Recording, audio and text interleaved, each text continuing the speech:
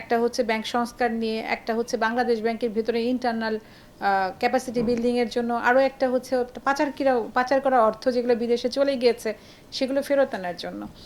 তো এইগুলো ছিল মূলত বড় দাগের ইভেন্ট। তার পরবর্তীতে আরও কিছু ছিল, যেমন ধরেন আমাদের উপর যখন আমরা প্রথম দায়িত্ব নিয়েছিলাম, গভর্নর স্যার যখন প্রথম আসলেন, আমি মিটিংগুলোতে যখন থাকতাম আমি দেখতাম যে সব অ্যাম্বাসেডাররা আমাদের কাছে আসছেন এবং তাদের বকেয়া পাওনা, তাদের দেশের যে সকল ব্যবসা প্রতিষ্ঠান আছে সে সকল ব্যবসা প্রতিষ্ঠানের বকেয়া পাওনা নিয়ে তারা কিন্তু তাগাদা দিতেন প্রায়, এবং এটা একটা বড় চাপ ছিল বাংলাদেশ ব্যাংকের পক্ষে। আমার মনে হয় এর পেছনে অর্থ মন্ত্রণালয়ের কিছুটা এই চাপ অনুভব করেছে যে আমাদের 2.7 বিলিয়নের মতো ছিল সরকারি খাতের এবং প্রাইভেট সেক্টর সহ 3.8 বিলিয়ন ইউএস ডলার সমপরিমাণের টাকা আমাদের কিন্তু বকেয়া ছিল। তো সেটা ওই সময়টা একটা বড় চাপ ছিল। আর এরপরও আরও কিছু পরিবর্তন তো আপনারা দেখেছেন যে আমাদের কিছু ইন্টারনাল পরিবর্তন হয়েছে, ম্যানেজমেন্টে পরিবর্তন এসেছে, নতুন ডেপুটি গভর্নর স্যাররা এসেছেন। এবং আপনারা যদি বলেন যে 5 মাস পরে আমি আজকে হ্যাপি কিনা, বলা যাবে না যে খুব খুশি, তবে এটা বলা যাবে যে হ্যাঁ, অর্থনীতির ওই সময়টায় যে আমরা একটা আতঙ্কের মধ্যে ছিলাম, এই আতঙ্কটা কিন্তু এখন নাই, আতঙ্ক কেটে গেছে। আমরা অন্তত খুব ভালো অবস্থানে না যেতে পারলেও আমরা বলতে পারবো যে খারাপ অবস্থানটা থেকে আমরা ফিরে আসতে পেরেছি, আরও খারাপ হবে না। এবং যেটা বললাম যে ওভারডিউর ব্যাপারে, যেটা বললাম যে 3.8 বিলিয়ন ইউএস ডলারের ওভারডিউর প্রায় সবটুকুই কিন্তু মানে পরিশোধ করা সম্ভব হয়েছে, বাংলাদেশ সরকার পেরেছে। এবং আমাদের ব্যাংকিং সেক্টরের মাধ্যমে মাত্র 400 মিলিয়নের কাছাকাছি একটা ফিগার এখনও বকেয়া আছে, যেটা আসলে ডিসপিউটেড, মানে চাইলেই সরকার এখন এটা প্রদান করতে পারবে না। তো এই আঙ্গিকে বড় অর্জন হয়েছে।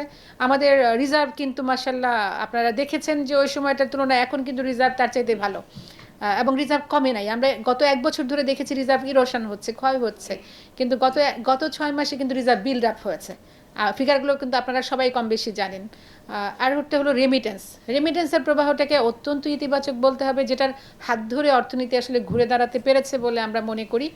রেমিটেন্স আপনারা জানেন যে 26.3 বিলিয়ন ইউএস ডলার মতো রেমিটেন্স এসেছে গত 2024 সালে, যেটা আগের বছরের তুলনায় অন্তত পক্ষে 25% বেশি। তো এটা আমার মনে হয় যে একটা বড় স্বস্তি দিয়েছে আমাদের সকল নীতি নির্ধারকদেরকে। তো সব কিছু মিলিয়ে আমি বলবো যে 5 মাসে খুব সংস্কারগুলো নিয়ে আমরা অনেক বেশি আশাব্যঞ্জক কোনো কথা না বলতে পারলেও আমরা সংস্কার কার্যক্রম শুরু করেছিলাম, সেটা ইতিমধ্যে ফল দিতে শুরু করেছে। অর্থাৎ আমরা ব্যাংকার সংস্কার কমিটির আওতায়, আপনারা জানেন যে 6টা ব্যাংকে একিউআর প্রসেসের মাধ্যমে অ্যাসেট কোয়ালিটি রিভিউ প্রসেস কিন্তু শুরু হয়েছে বা শুরু হয়ে যাবে। 6টা ব্যাংকের নামও আপনারা জেনে গিয়েছেন কোন কোন ব্যাংকে। তো এটা তো একটা অগ্রগতি বলতে হবে। পাচার করা অর্থ নিয়ে আমরা ইতিমধ্যে আইনজীবী নিয়োগ করা, মামলা করা, সম্পদ বাজেয়াপ্ত করা, এই কাজগুলো কিন্তু অনেকটু আগাতে পেরেছি। কিন্তু এটা যেহেতু খুবই আইনি প্রক্রিয়ার মধ্য দিয়ে যেতে হবে, এটা সময় লাগবে। তবে আমাদের ধারণা যে 2025 সালের শেষের দিকে গিয়ে আমরা টাকা ফেরত না আনতে পারলেও অন্তত আমাদের অ্যাসেটগুলো কোন দেশে আছে তাদের সাথে আমাদের একটা সংযুক্তি তৈরি করতে পারবো। তো এটাও এক ধরনের কিন্তু অর্জন বলতে হবে। তবে এখানে খুব দ্রুততার সাথে যাওয়া সম্ভব হয়নি এজন্য যে আসলে আমাদের রিসোর্সের ঘাটতি ছিল। আপনারা জানেন যে এই কিউআর প্রসেসে আমরা যখন বিদেশি পরামর্শকের মাধ্যমে অডিট পরিচালনা করতে যাব, আমাদের প্রচুর টাকার প্রয়োজন। এত টাকা কিন্তু আমাদের কাছে ডোনাররা অ্যাভেলেবল করতে পারে নাই, বা এত অল্প সময়ের মধ্যে আমরা সবার কাছ থেকে টাকাটা সংগ্রহ করতে পারি নাই। আমাদেরকে এডিবির সর্বপ্রথম প্রাথমিক কাজ শুরু করবার জন্য তাদের একটা গ্র্যান্ট দিয়েছিল, সেটা দিয়ে কাজটা শুরু করা হয়েছে। এবং আমরা চেষ্টা করছি যে এখানে ব্যাপক দ্রুততার সাথে আসলে রিসোর্স অ্যাকোমুলেট করতে। আমরা বিশ্ব ব্যাংকের সাথে একটা প্রকল্প নিয়ে কথা বলছি, তাদের কাছে আমাদের প্রাক প্রস্তুতি কার্য চলছে এই এই এই প্রক্রিয়াটা সম্পন্ন করার জন্য আরও অর্থের জোগাড় করতে।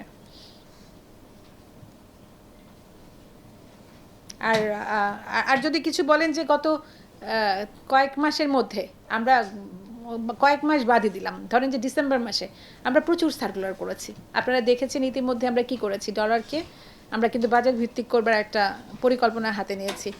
আমরা ডলারের আগে যে ক্রলিং পেগ ছিল সেটা থেকে সরে এসে আমরা বলছি যে ব্যাংকগুলো তারা নিজেরাই নিজেদের দাম নির্ধারণ করবে, এবং সেই নির্ধারিত দামটা আমরা মনিটর করব। আমরা অন্তত 1 মাস মনিটর করে বুঝবো যে ব্যাংকগুলোর আসলে কোন রেটটা হলে তাদের জন্য সাজুজ্যপূর্ণ হবে। তখন এটার একটা ব্যাংক তখন তৈরি করে তাদেরকে ঘোষণা করা হবে। ইতিমধ্যে আবার হচ্ছে যে ইতিমধ্যে আমরা আমদানি যেটা আমদানি প্রক্রিয়াকে স্মুথ করার জন্য আমরা কিন্তু কিছু কিছু পণ্যের মার্জিন এমন করে দিয়েছি যে জিরোও হতে পারবে, ব্যাংকার ক্লায়েন্ট রিলেশন ভিত্তিতে এটা জিরোও হতে পারবে। এবং এতে আমরা কি দেখেছি যে আপনারা যদি দেখেন যে রমজান সামনে রেখে আমরা যদি নিত্য আবশ্যকীয় পণ্যগুলোর কথা বলি, চাল, গম, পেঁয়াজ, ডাল, ভোজ্য তেল, চিনি, ডিম, ছোলা, মটর, মশলা, খেজুর, এগুলোর যদি আমদানি দেখেন আপনি আগের বছর মানে আগের মাস নভেম্বর মাসের সাথে তুলনা করে দেখেন ডিসেম্বর মাসে প্রায় প্রত্যেকটা পণ্যের আমদানি অনেক বেড়েছে। আপনি যদি এখানে চালের এখানে দেওয়া আছে যে আপনার মেট্রিক টনে আগে ৭,৫০৬ মেট্রিক টন আমদানি হয়েছিল নভেম্বর মাসে, ডিসেম্বরে ৫৫,০০০ মেট্রিক টন চাল আমদানি হয়েছে। ঠিক একইভাবে গমে ২,৭৫,০০০ গম ৭৫,০০০ মেট্রিক টন গম আমদানি হয়েছে নভেম্বরে, ডিসেম্বরে ৪,৬৬,০০০ গম আমদানি হয়েছে। তার মানে আমরা দেখছি যে এটা প্রায় ডাবলেরও কাছাকাছি। পেঁয়াজেরটা খুব না বাড়লেও বেড়েছে, মানে ৫,০০০ মেট্রিক টন বেড়েছে, আবার ডালের ওরকম ২,০০০ মেট্রিক টন বেড়েছে। তো প্রত্যেকটা ক্ষেত্রে আমরা দেখছি যে পণ্য আমদানিতে আসলে পরিমাণগতভাবে বেড়েছে। তো তার একটা প্রভাব বাজারে এখনও না পড়লেও ভবিষ্যতে পড়বে, এটা আশা করা যায়। তো এই প্রসঙ্গে আরেকটু বলতে চাই যে আপনাদের যেটা খুব বেশি কনসার্ন, আমাদেরও খুব কনসার্ন, সেটা হলো যে মূল্যস্ফীতি।